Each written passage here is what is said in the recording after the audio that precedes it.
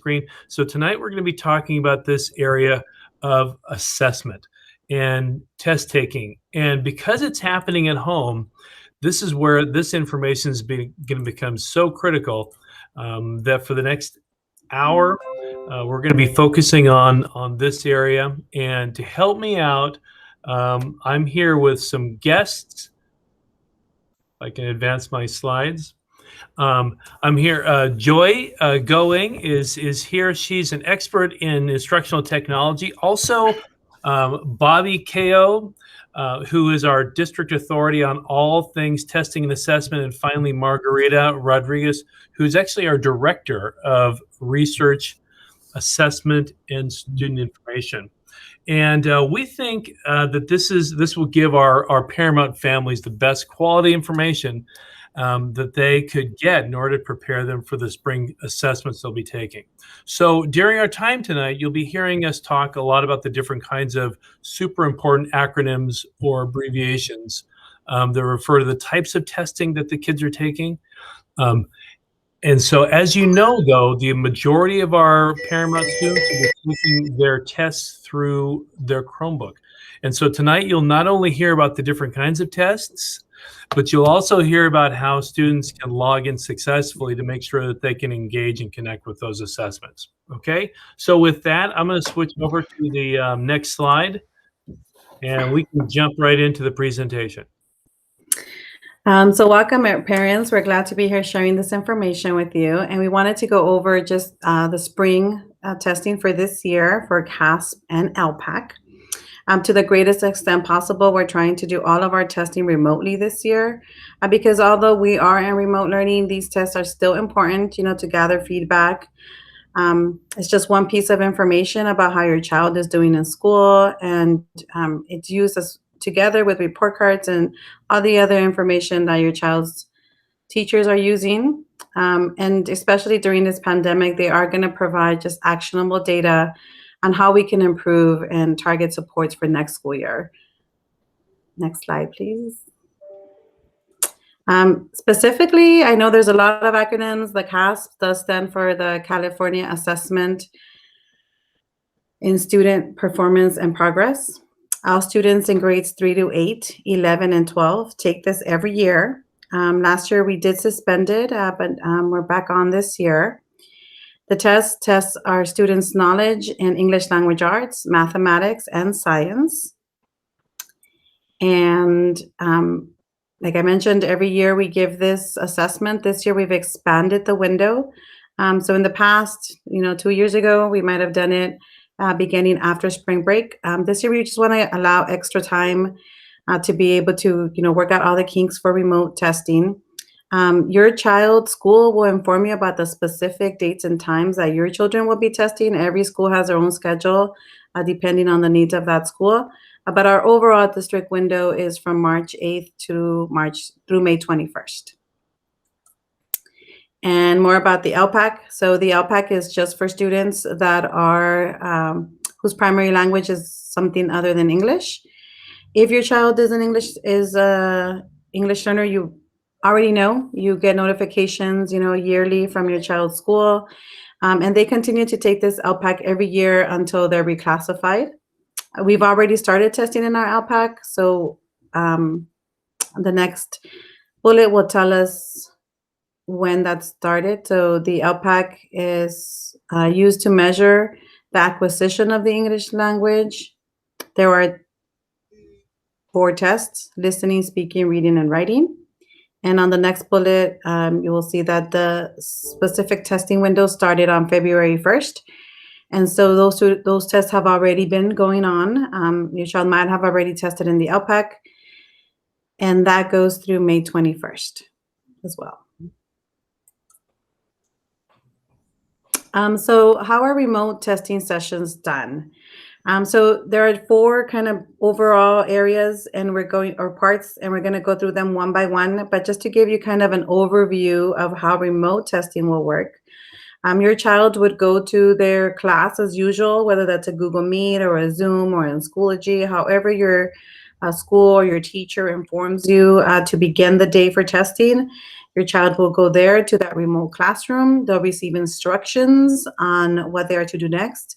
They'll also receive some information about the test itself and what the purpose is. So it's important for them to go to that initial gathering.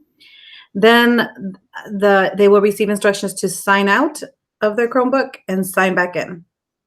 So during that time, your child is kind of on their own to leave the Zoom classroom and then come back in, logging into a secure browser. And so during this time, we ask for your help to get your child back into that secure remote browser. And we're going to go through that, so you can see what that looks like. Once they're able to get back into the secure browser, they go through a series of checks to make sure that they can access video and audio. So those two features are required for your student to be able to test remotely. And your school would have sent you information if you feel that you don't want your child to be participating in that video as a remote tester. Contact your school, and they may be able to offer you other options. Once they go through those checks, then your child is able to begin in the secure browser. And at that point, they have communication with their test examiner, which is usually their teacher. It may be somebody else at the school site. But at that time, they're able to independently go through the test with the help from their test examiner. So at this time, you can kind of step away and allow your child to kind of complete their remote testing. So at this time, I'm going to hand it over to Bobby, and he'll walk through a little bit more what is needed, on the day of testing and what it looks like to complete a remote test. Yeah, so in order to get into a test session, your child needs a few pieces of information. The first bullet point there you'll see is your child's legal name. So sometimes they go by a nickname, but you'll want to make sure that you're using the child's legal first name. The second bullet point there is a test session ID number. So this test session ID number is created by the teacher or the test examiner. And they create one for every single test session. So there's a new unique test session ID for every session. And so they'll give that to your student either ahead of time or on the day of testing. The last bullet point there you'll see is the state student number, or what we refer to as an SSID. This is a ID number that is given to every student in California. So they'll need their unique SSID number to get into the test session as well. The screenshot you see there is from our Synergy parent view. So if you have access to parent view, you can locate your student's SSID number in there. You'll see you go under student information and it's down there under state student number. We also sent this number home to all households. So you may have that letter that has these login information as well. Next, we'll talk about how to get into your test session. So Joy has created a video for us. And so we'll play that video and it'll show you how your student can log out of their Chromebook and then log into the secure browser. So the secure browser, again, is what the student will log into in order to take this assessment.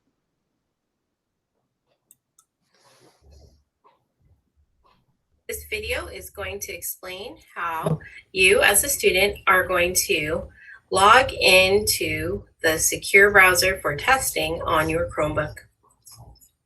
The first thing that you are going to do is you are going to sign out of your Chromebook. You can do this by tapping on the clock and selecting sign out.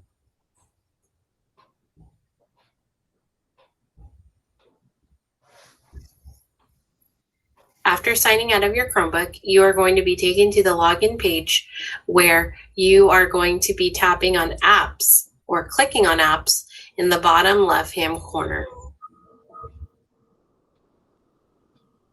When you click on apps, you will see more than one choice, and you are going to select Secure Test Browser.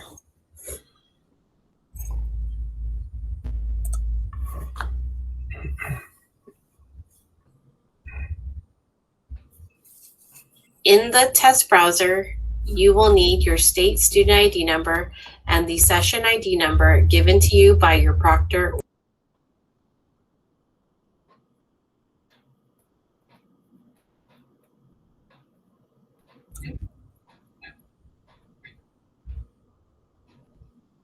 After entering that information, you will then be taken to test screens where you will verify that both your microphone, your camera, and your speakers work. After testing and verifying those things, you will then be ready to take the test.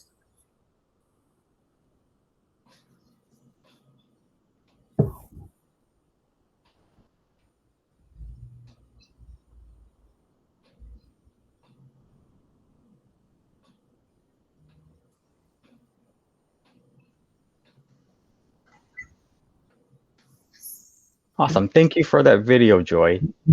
So we'll navigate back to our slides here. And so you'll see on this screen here, Joy pointed out the first screenshot you see, the secure test browser. So that's the browser that you'll want to select once you select on that apps button. On the right-hand side there, you'll see the desktop icon for any Windows devices. Most of our students are using Chromebooks, but a handful do have a Windows device. If you do, you'll want to locate this icon on your desktop.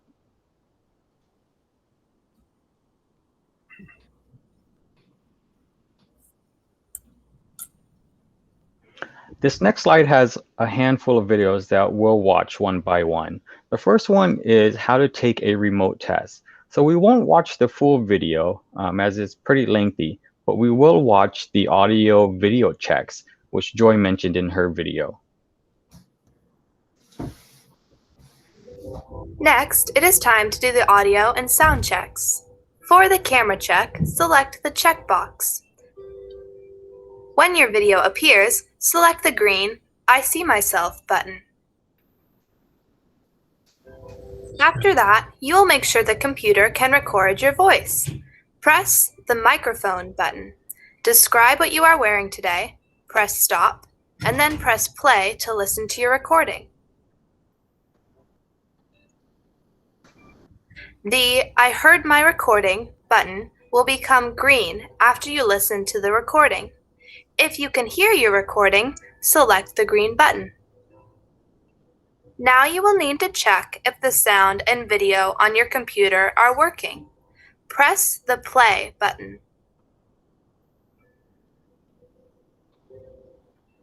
If you can hear the music and see the moving musical notes, select the green I could play the video and sound button. Finally, you will complete the text-to-speech check. Press the speaker button to hear the voice. You can change the volume, pitch, and rate of the voice. Pitch is how high or low a voice is. Rate means how fast the voice talks. When you are done, select the I Heard the Voice button and then select Continue. If any of the checks don't work, select the button that says it didn't work, and the system will help you solve the problem. When the Instructions and Help screen appears, select Begin Test Now. The Help Guide gives you information about the tools available to use during the test. That's it! Now you will be in the test session. Let's talk about how to communicate with your teacher during the test. There will be a widget with the live video of yourself on the bottom right corner. You can use the arrow buttons to move it to a different corner. If you click on this widget, you will see a larger image of yourself. You will also see all the options for communicating with your teacher. If you need to get your teacher's attention, you can select the raise hand icon on the sidebar of the widget. You can also send your teacher a message. Select the messages icon to switch from video view to chat view. Your teacher might call you. If they do, it will automatically pop up on your screen. Your teacher can also make an announcement to all of the students at once. You can read this message or listen to it again by pressing the blue play button. If you are taking the ELPAC listening test. Perfect, Terrell. Can you stop it there? Yeah, awesome. Thank you so much. So if we go back to our slides, We actually went through the audio video checks, we went through the communication widget, and that video actually shows you the broadcast feature. So we've gone through those. So you'll see that once the student logs into the secure test browser, they'll go through those audio video checks, and then they have those communication widget feature, and they have the broadcast feature available to them.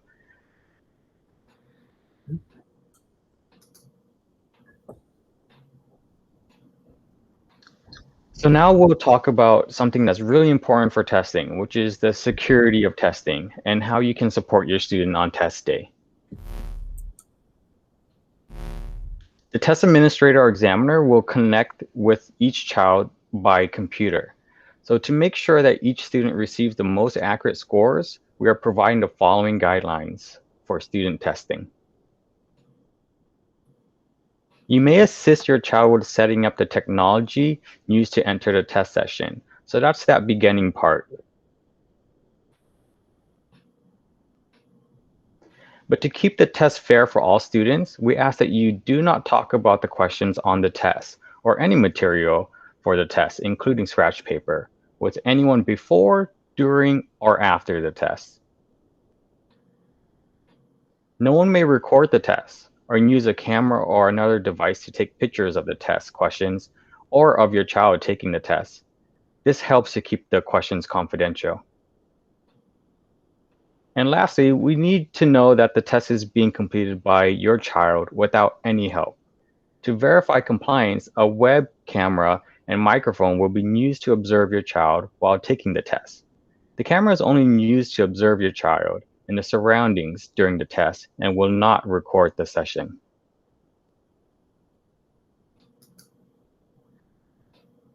So to prepare for this assessment, you can actually do a practice or training test. So if you click on this link here, it will take you to the screenshot that you see. Once you get onto this page, you want to click on the green icon there that's titled Student Interface, Practice and Training Test. In this interface, you'll select your child's grade level, and then you can choose a practice or training test for different content areas, ELA, math, or science, whichever one you want to practice that day. So we recommend using these practice and training tests to get familiar with the assessment. And now I will pass it to Joy to go over some other important information. So while the way we take the test has changed, a lot of things in preparation for the test have not changed. So the first thing that we recommend is making sure that you have prepared a quiet place for your kid to take the test the night before. Some things that would be helpful would be scratch paper, a pencil, and even a bottle of water, so in case they get thirsty during the test. Make sure that your child has a good night's rest the night before. Tests can sometimes feel a little bit long and our students get tired, so make sure that they feel good when they wake up and they're ready to do their best. Make sure that your child feels comfortable and might even have a light sweater nearby in case they get cold. It's easier for our students if they have everything around them so that they're ready and feel prepared. Students often will benefit from a good breakfast before the test. And so make sure that you have something ready for your child before they are joining their class to sit down and to go through all the questions. It would help students if they take a moment to read something before they join class. Maybe they can go over some of their favorite types of practice problems that they have, or we have our online portals, Lexia, ST Math. They can do something like that to practice before they're logging in with their teachers. Something else that we remind our students is we remind our students to stay calm, that we just want them to do their best. They don't have to be anyone but themselves and the best version of themselves. So just remind your child that we appreciate them just for who they are. And so, yes, please make sure that you have scratch paper around. This is still a secure test, so you want to make sure that the scratch paper is kept with the student while they take the test and that you can locate it. And your child's teacher will give you more directions with regards to scratch paper after your child has taken the test. And so we're going to close things up by just reviewing what we went over. And so on the day of testing, we want to be ready. Wait a second. I have to interrupt here. What is number 6? I know. There's no number 6, everyone. What is number 6? Number 6 is that every Paramount student is going to be totally successful. That's number 6. Okay. It's a secret. All right, here we go. Okay. And so to review, on the day of testing, we want to make sure that you have a comfortable environment for your child and that they feel ready. So moral support is everything. Make sure that your child ends up joining class on time so that they can get all the directions from their teacher that they need. On your own, so after your child's teacher gives their session ID, you are going to, again, log out of the Chromebook and log into the secure browser. And you need to have your child's first name, the session ID, and state student ID number handy. So you can have the state student number, and then when you get the session ID, make sure you write it down. You will need to go through all the audio checks and video checks before the test begins. So if it feels like something's a little stuck, make sure you went through all the audio and video checks. And your child will now be ready to begin testing.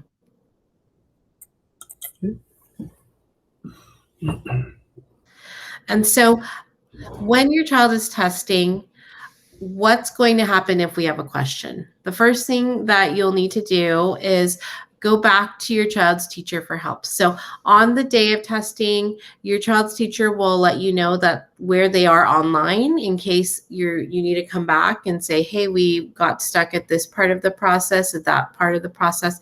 So start off with your child's teacher. Sometimes they might have a question that they might refer you to the office. And so you can contact your child's school office by calling them over the phone, or your child's teacher might have specific directions that your child's school has decided as a process in order to get support. Last but not least, if there is a specific Chromebook related issue. So a Chromebook related issue would be something along the lines of the Chromebook completely, going on the fritz. So the actual device.